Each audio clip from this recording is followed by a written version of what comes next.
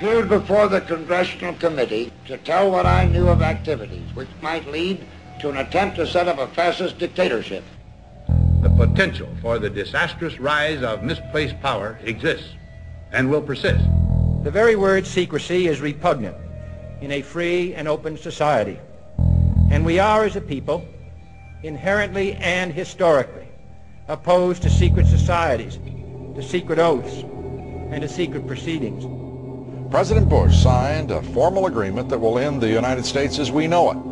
And he took the step without approval from either the U.S. Congress or the people of the United States. The secret organizations of the world power elite are no longer secret. It's known as the Bilderberg Group. Could their objective be world domination? I'm Jim Tucker. I've chased Bilderberg for 30 years. I'll never give up the chase. Bilderberg plan for the whole world is nothing less than world government. I'm not comfortable with that at all. Who elected these guys to run the planet? They are the elitists. They feel they should run the world for their own selfish interests. Now we can see a new world coming into view.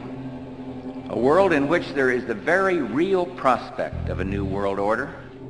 Bilderberg is making great progress toward a world government, and only an educated, informed public can stop them in their tracks. David Rockefeller admits in his own memoirs that he wants to destroy the United States. Right. He's a traitor. It's good to be back at the Council on Foreign Relations. As Pete mentioned, I've been a member for a long time and was actually a director for some period of time. I never mentioned that when I was campaigning for re-election back home in Wyoming. Let us never tolerate outrageous conspiracy theories.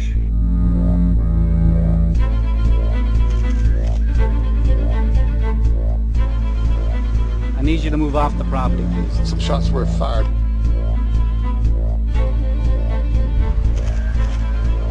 There's Bilderbergers right there. The Trans-Texas Corridor is a vital part because we stop here in Texas. We stop the New World Order right here in Texas. This thing started here. And to save this country, we kill this damn thing here.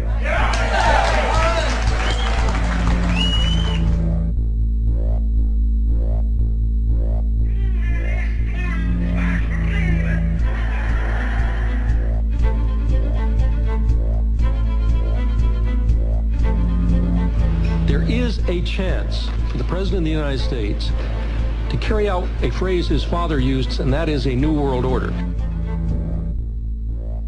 Your New World Order will fall. Humanity will defeat you. The answer to 1984 is 1776.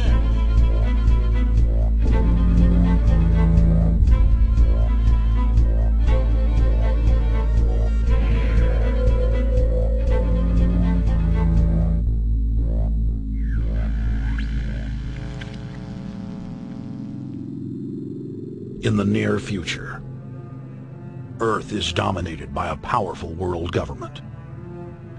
Once free nations are slaves to the will of a tiny elite. The dawn of a new dark age is upon mankind. Countries are a thing of the past. Every form of independence is under attack, with the family and even the individual itself nearing extinction. Close to 80% of the Earth's population has been eliminated. The remnants of a once free humanity are forced to live within highly controlled, compact, prison-like cities. Travel is highly restricted. Superhighways connect the megacities and keep the population from entering into unauthorized zones. No human activity is private. AI supercomputers chronicle and categorize every action. A prison planet dominated by a ruthless gang of control freaks, whose power can never be challenged. This is the vision of the global elite, their goal. A program of total dehumanization, where the science of tyranny is law. A worldwide control grid, designed to ensure the overlord's monopoly of power forever. Our species will be condemned to this nightmare future unless the masses are awakened to the New World Order master plan and mobilized to defeat it. Erected by a secretive group, the Georgia Guidestones are a testament to the elite's plan for a world religion, global laws, with a global court and army to enforce it. And set in stone, it is written that the population never rise above 500 million.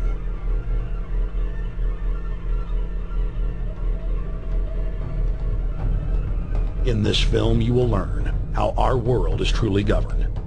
You will see how highly secretive roundtable groups interlock to form a global intelligence network. This group has been steering planetary affairs for hundreds of years. Now, in the final stage, they prepare for open world government. A goal tyrants throughout history have lusted after. Dr. Michael Kaufman is a published ecologist specializing in ecosystem research, forest ecology, and ecosystem classification. Dr. Kaufman played a key role in blocking the ratification of the Convention on Biological Diversity in the U.S. Senate. The concept of a new world order has been around for centuries. It's been receiving tremendous play over the last half of the 20th century. George Bush, the first senior president, George Bush, used it a lot in his speeches and really implies that he really wants to see a order in which we have a universal or a global type of governance in which every human being on planet Earth is ultimately responsible to policies that are being formulated at the international level. It is a big idea, a new world order.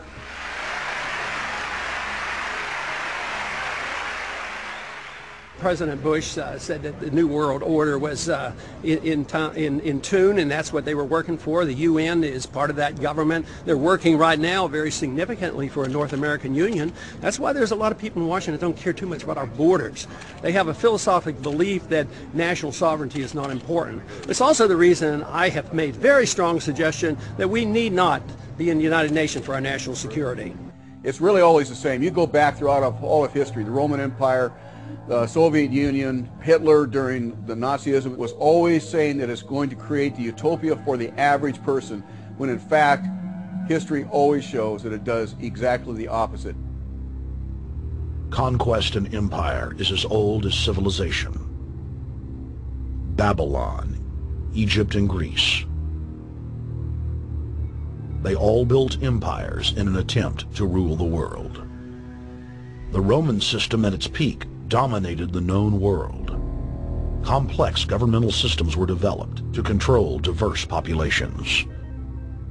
During the period between the 15th and 19th century, new empires emerged and again waged war for supremacy. The nobility, as well as the thriving merchant class, were financed by a handful of private banks. Many of the great money houses would hedge their bets and finance both sides of a war. Sophisticated intelligence-gathering networks gave the financiers a clear edge over the governments they were slowly gaining control of. On the 18th of June, 1815, agents of the British arm of the Rothschild family looked on as Emperor Napoleon Bonaparte fought desperately to save his army from the jaws of a British-Prussian pincer attack. A Rothschild agent was able to get the news of Napoleon's defeat at the hands of Lord Wellington to Nathan Rothschild a full 20 hours before the news reached London. Nathan, the head of the British arm of the Rothschild family, put out the rumor to the London Stock Exchange that Napoleon had won the war. Stocks plunged by 98%, and Rothschild was then able to buy up the entire British economy for pennies on the pound. When the news of Napoleon's defeat finally arrived, stocks soared. Britain was now the undisputed ruler of Europe, and Rothschild ruled England. The already dominant British Empire grew even more aggressive.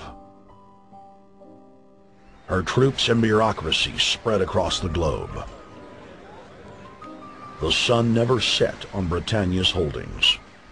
The banking cartel funded, in fact, since about 1800, they have funded both sides of almost every war.